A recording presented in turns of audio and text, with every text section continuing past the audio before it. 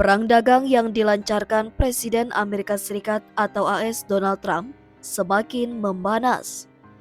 Kendati belum masuk daftar hitam, Indonesia tetap terancam dari kebijakan Trump karena rata-rata tarif yang cukup jauh. AS resmi memberlakukan kebijakan tarif impor terhadap Meksiko, China, dan Kanada pada Selasa 4 Maret 2025. AS juga akan memberlakukan kebijakan tarif impor resiprokal atau timbal balik pada 2 April 2025. Trump belum menjelaskan negara mana saja yang akan menjadi korban setelah Kanada, Meksiko, dan China.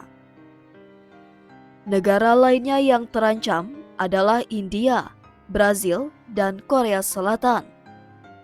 Trump menuding selama ini tarif yang diberlakukan negara mitra dagang ke AS terlalu tinggi, sementara AS justru terlalu berbaik hati karena memberi tarif yang rendah.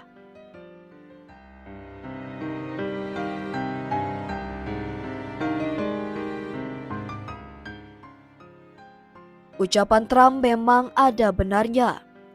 Menurut data dari Organisasi Perdagangan Dunia atau WTO, rata-rata tarif perdagangan tertimbang atau Trade Weight Average atau TWA di Amerika Serikat sekitar 2,2%.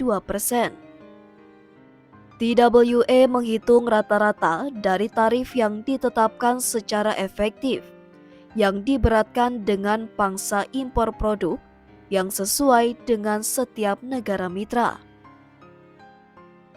Bila melihat data The United Nations Conference on Trade and Development atau UNCTAD, Trade Analysis Information System atau TRANS, rata-rata tarif bea masuk atau impor yang diberlakukan Indonesia terhadap barang-barang AS sebesar 7,75%. Tarif tersebut lebih tinggi dibandingkan tarif AS kepada produk Indonesia yang hanya 2,19%.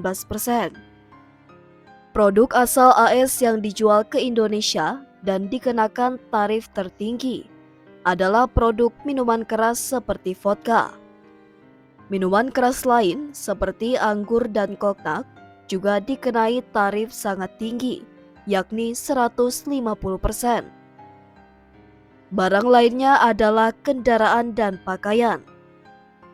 Beberapa merek vodka populer dari Amerika Serikat adalah Tito's Handmade Vodka, Smirnoff, Grey Goose, dan Sky.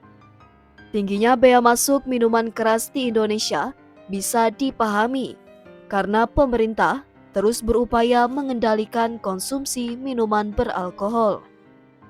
Sebagai catatan, tarif impor diberlakukan sebuah negara untuk sejumlah tujuan.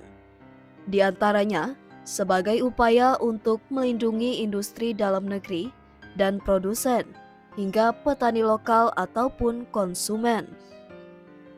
Barang impor yang lebih murah atau lebih baik kualitasnya dapat merugikan industri lokal ataupun konsumen jika tidak dikenakan tarif impor lebih tinggi.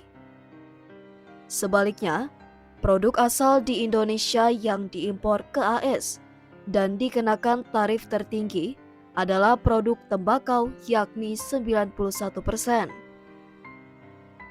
Bila melihat 7 besar kelompok barang yang dikenakan ke produk Indonesia, maka terlihat AS ingin melindungi produsen dalam negeri.